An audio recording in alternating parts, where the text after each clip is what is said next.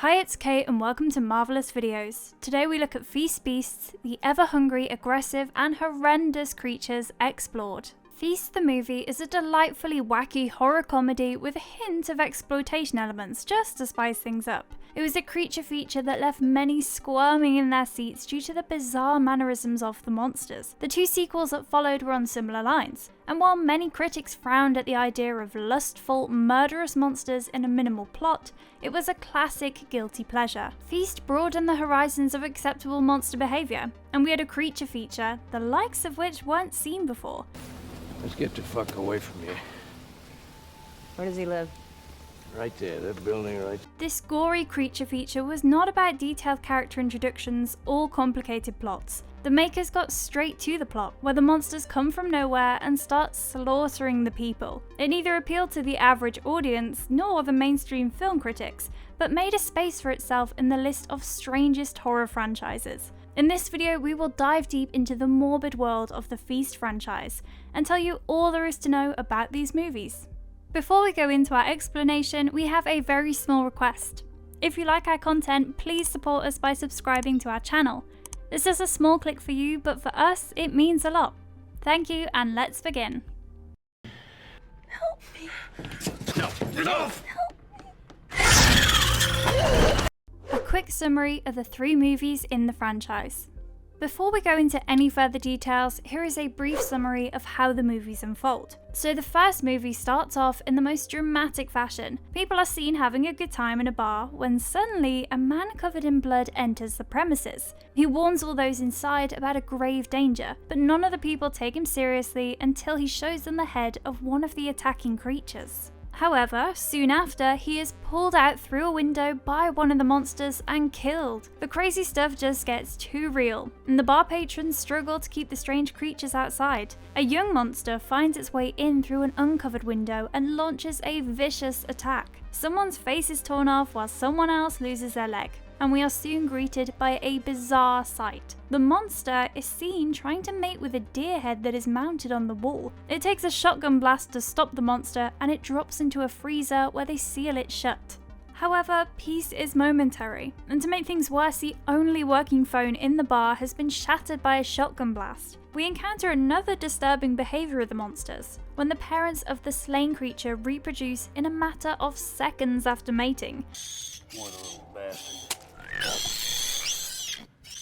The movie is all about the remaining survivors trying to perfect an improbable escape, as the monsters start attacking with renewed fury. A glimmer of hope arose when one of the people made it to a truck, but the optimism was brief as she drives off by herself.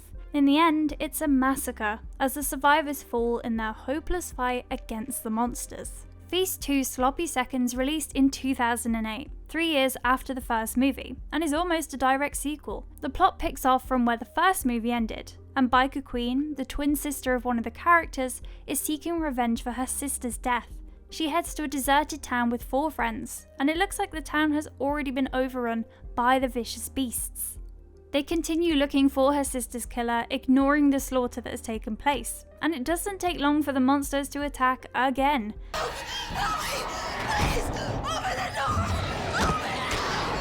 The climax of the movie hangs in the balance as we see the protagonists in a helpless situation, preparing to fight the inevitable. The third and final film of the Feast trilogy was released in 2009 and called Feast 3: The Happy Finish. Remember the girl who got away in a truck in the first movie without saving the others? She finally meets with a satisfying end when a monster beheads her. The story again picks off from where the second movie left, and we see the remaining survivors cornered on a roof of a building. They manage to get away to a police station, but the monsters follow them there. Among them is a person named Slasher who has plenty of used cars that can help in escaping, and the task now is to get them.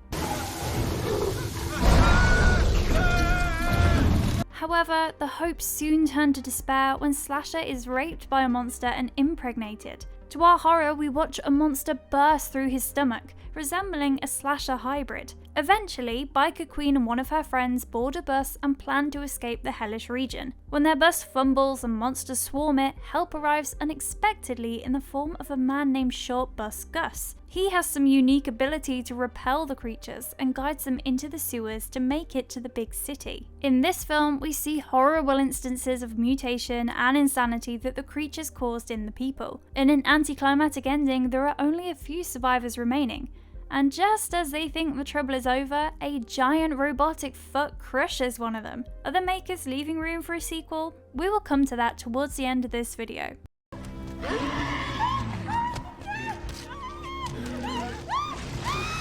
Catchy characters and deviation from the convention. We have already spoken about how the Feast franchise broke a few barriers in terms of the conventions of slasher horror flicks. For instance, it was pretty difficult to identify the characters that would last till the end. People who seemed easy targets survived, while those that seemed promising were done away with in a flash. The carnal urges of the Feast monsters were also something that we hadn't seen before. It was an engaging narrative where horror was carefully blended with humour. It was subtle and obvious at the same time, and there were times when it seemed more like a parody of the usual creature features. It was a narrative full of unexpected twists.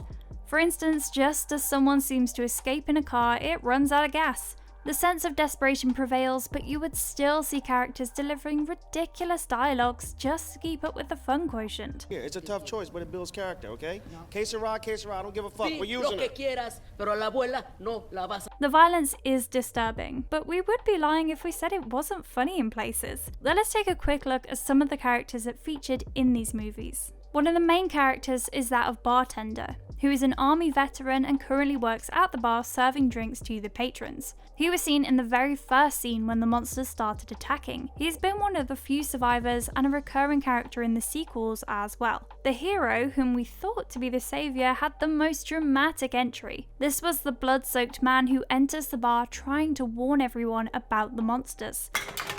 Unless you people want to die, you'll do what I say and you'll do it fast. He had a shotgun in his hand, and just as he assures everyone that he would protect them, a monster pulls him through the window. They purposely used comical names for the characters, such as Honey Pie, Slasher, Secrets, and Lightning. Biker Queen was another tough character who took the fight to the monsters, besides looking to avenge the death of her sister. It's largely due to such colourful characters that the movie was as entertaining as it was. The origin of these underrated gems.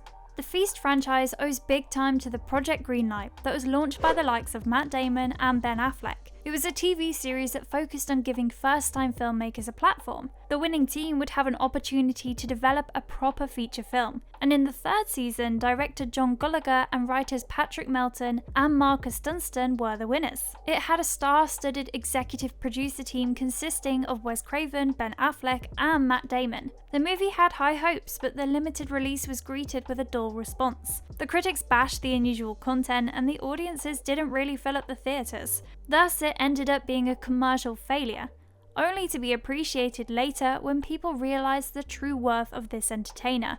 The two sequels were direct-to-DVD films, and John Gallagher continued the narrative without breaking the continuity. Obviously on Project Greenlight. This time we wanted to make a genre movie, so we... The original script for the first movie reportedly had many more action sequences that were edited out because the producers did not want to go overboard with the budget. The director has admitted later that the first movie was always under a lot of pressure because of the constant presence of the cameramen from Project Greenlight, who were observing every move. However, for the second project, though the writers remained the same, constant attention was missing. This probably allowed the team to work more freely, although most people find the first Feast movie the best one in the lot.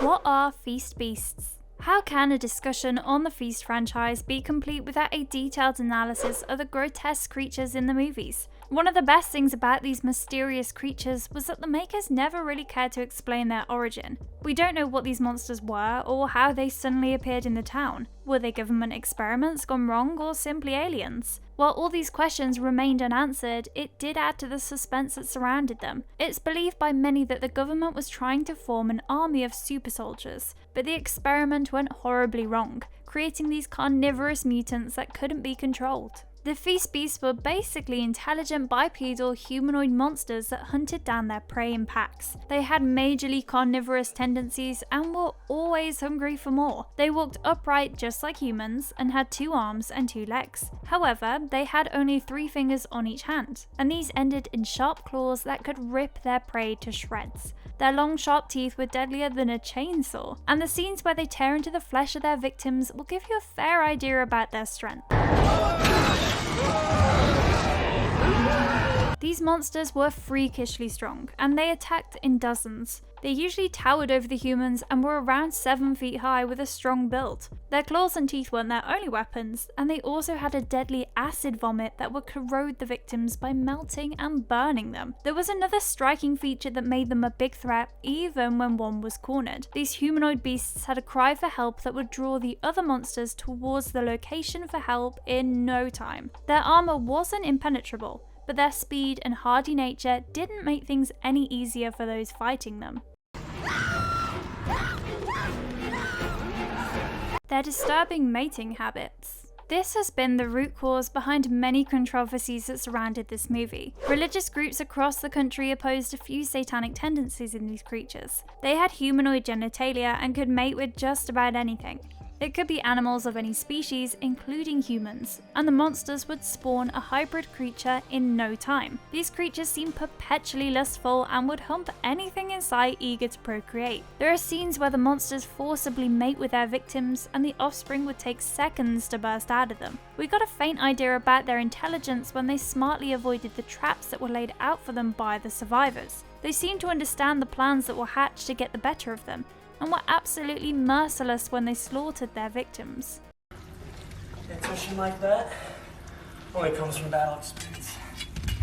The tiresome monster suits. If you see the monsters in the franchise, you will get a fair idea of how tricky it is to implement them on screen. The easy answer to that was the monster suits that were put into good effect, but they did come with their own set of challenges. For starters, the ridiculous monster suits were ridiculously designed and almost like little heat chambers. The people who had to don these suits would get tired after being inside them in the hot weather conditions. In fact, the production team allotted them tiny fans that could be placed on their laps when they had the chance to catch a break.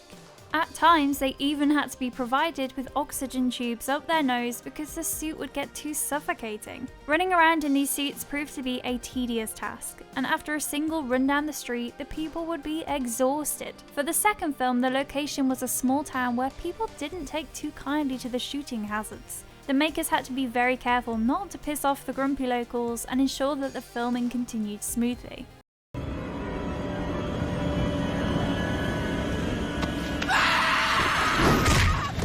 Our final words. If you observe the storyline, Feast 3 wasn't really a closure for the franchise. This is where fans were hoping for a sequel to finish things off once and for all. However, it has been rather a long wait. The director has admitted in an interview that the script for the 4th film in the franchise is ready. However, he couldn't provide a timeline as to when the movie would be made. As fans of the franchise, we certainly hope that the waiting ends soon and we get to enjoy another entertaining monster flick. Any of you limp dicks want to pitch in? Be my guest. Thanks for the pep talk, Hawk. Yes, we're aware that we just glorified a franchise that is nothing more than cheap thrills for many. People find the content offensive, the gore repulsive, and the story inadequate. But we have our reasons to love this project. It paved the way for the most ridiculous ideas to be implemented in the world of creature feature flicks. The narrative is surely sloppy and messy with blood and violence, but the director knew his way around such stuff. In a nutshell, all we can say is that there is a seamless transition from one film to another, and the 3 movies can be a fun binge watch with a couple of beers. If you liked our content, don't forget to leave a like and subscribe to us if you haven't already. Have a good one and be safe. Thanks!